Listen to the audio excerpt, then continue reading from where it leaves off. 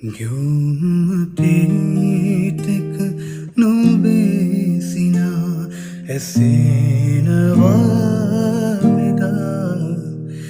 නොහිලුවතන් මගේ මාරුතේතියා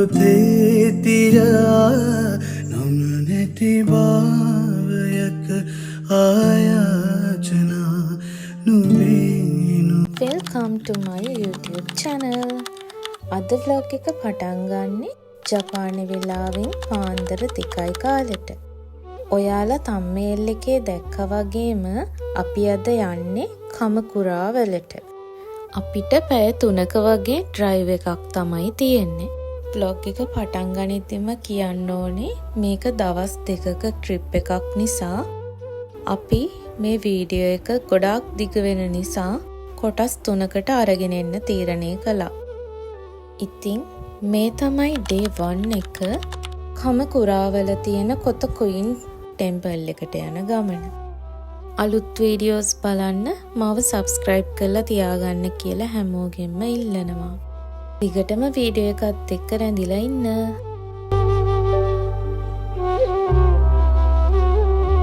මේ යන ගමන අපි ටෝකියෝ කිට්ටුවෙන් යන නිසා අපිට හිතුණා ටෝකියෝ ටවර් එක පැත්තටත් ගිහින්ම යන්න. මේ ටයිම් එකට ඒක ඇතුළට යන්න නම් බෑ. අපි නිකන් මේ පැත්තට ගිහින් එන්න හිතුවා.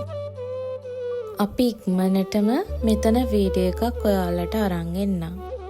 ටෝකියෝ ටවර් එක රැට ගොඩාක් ලස්සනට පේනවා. ඉතින් ඇතුළට නොගියත් මෙහෙම හරි වටපිටාවට ගිහිල්ලා ෆොටෝස් ටිකක් අරගෙන එන්න ලැබුණ එකට මට ගොඩාක් සතුටුයි. පාන්දරට ටෝකියෝ මේ විදිහට තමයි පේන්නේ. පාන්දර කියලා නැහැ, වාහන වලින් අඩුවක් නැහැ ටෝකියෝ වල. අපි දැන් ලොකේෂන් එකට යන ගමන් ඉන්නේ. ගිහිල්ලාම අපි අනිත් විස්තර කතා කරමු. මගේ හිනේ සරසා සඳක් අහසේ ගිලුණා මටත් නොදැනි මං තනි වුණා. ඊට වඩා ඉක්මනට අපිට ලොකේෂන් එකට එන්න පුළුවන් වුණා. අපි දැන් වාහනේ දාන්න පාකින් එකක් බලලා එතනින් උදේ වෙනකන් ඉඳලා ඕපන් කරන ටයිම් එකට තමයි ටෙම්පල් එකට යන්න බලාගෙන ඉන්නේ. දිගටම වීඩියෝ එකත් එක්ක රැඳිලා ඉන්න. ඔයාලට විශේෂ දෙයක් අද පෙන්වන්නත් තියෙනවා.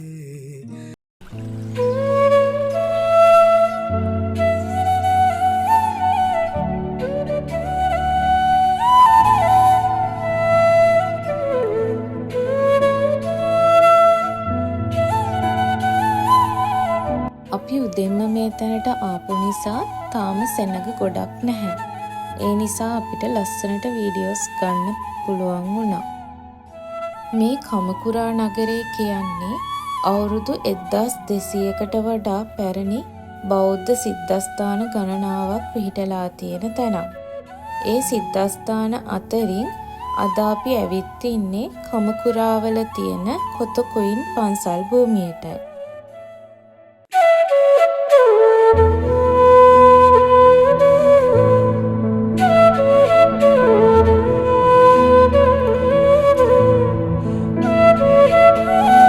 ජපානයේ දැනට පිහිටලා තියෙන දෙවැනියට උසම ලෝකඩ බුද්ධ ප්‍රතිමා වහන්සේ ලෙස මෙය හඳුන්වනු ලබනවා. මේ බුද්ධ ප්‍රතිමා වහන්සේ වර්ෂ 1252 පමණ තමයි හදන්න පටන් අරන් තියෙන්නේ.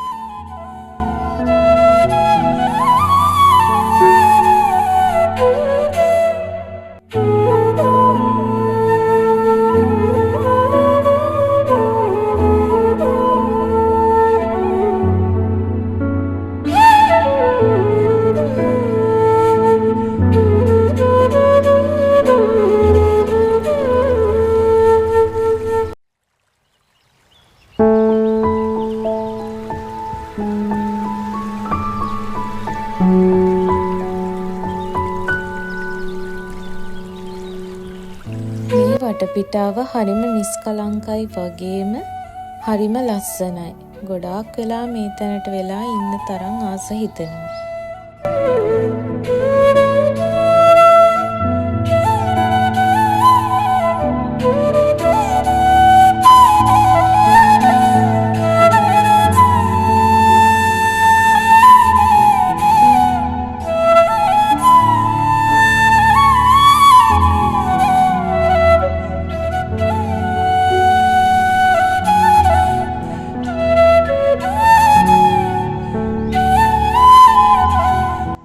ප්‍රතිමාව ඇතුළත බලන්න කැමති කෙනෙක් ඉන්නවනම් ඒකටත් අවස්ථාව සලසලා දීලා තියෙනවා. ඒකට මෙතනින් අපි ගන්න ඕනේ පොඩි ටිකට් එකක්. ඊට පස්සේ තමයි අපිට ඇතුළට යන්න පුළුවන් වෙන්නේ.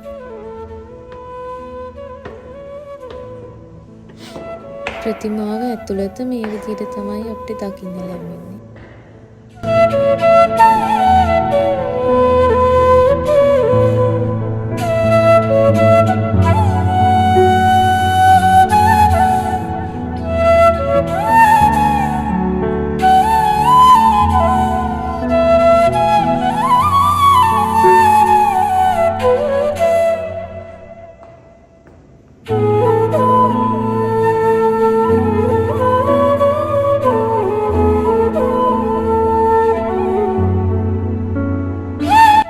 මම ඔයාලට කිව්වනේ විශේෂ දෙයක් අද පෙන්වන්න තියෙනවා කියලා. ඒ තමයි ශ්‍රී ලංකාවේ හිටපු ජනාධිපති කෙනෙක් වුණු ජේ.ආර්. ජයවර්ධන මහතාගේ ස්මාරකය.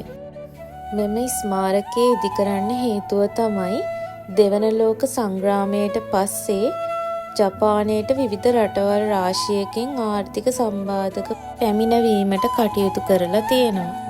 ඒ අවස්ථාවේදී සැන් ෆ්‍රැන්සිස්කෝ සාම සමුළුවේදී ජේ.ආර්. ජයවර්ධන මහතා සියලුම රාජ්‍ය නායකයන් අමතලා නහීවේරේන වේරාණී ගාථාව ඉදිරිපත් කරමින් බුදු වදන සිහිපත් කරමින් මේ අවස්ථාවේදී අපි ජපානයට නිදහස දිය යුතු බවත් ආර්ථිකය සාර්ථක කර ගැනීමට අත දිය යුතු බවත් වෛරය වෛරයෙන් නොව මෛත්‍රියෙන්ම සංසිඳන බව ප්‍රකාශ කර තිබෙනවා.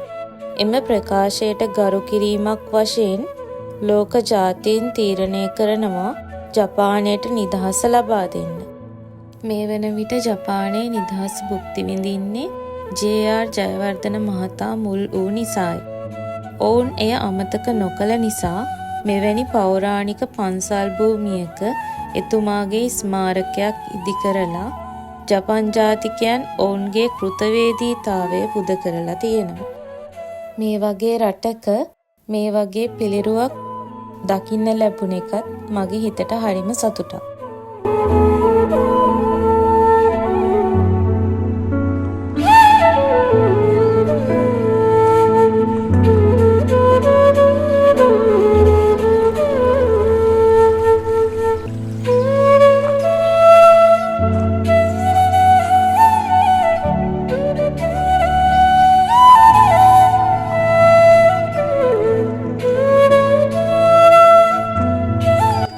ඒ වගේම මේ තැන අපිට ලස්සන සුවනීය සරගන්න තැනුත් තියෙනවා.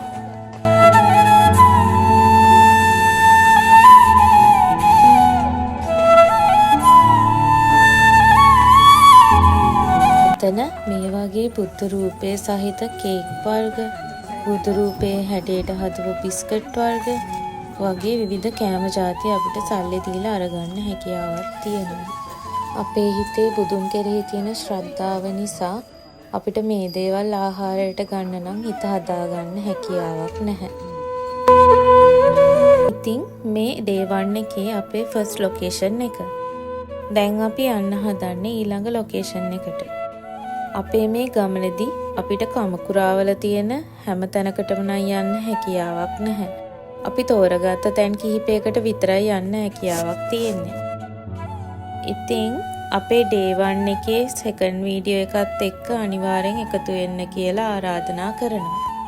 අපි ඊළඟට යන්නේ කොහේද කියලා බලන්න අපි සබ්ස්ක්‍රයිබ් කරලා තියාගන්න කියලා ආදරෙන් ඉල්ලනවා. සෙකන්ඩ් වීඩියෝ එකෙන් ඉක්මනටම හම්බ වෙමු. හැමෝම පරිස්සමින් සතුටින් ඉන්න.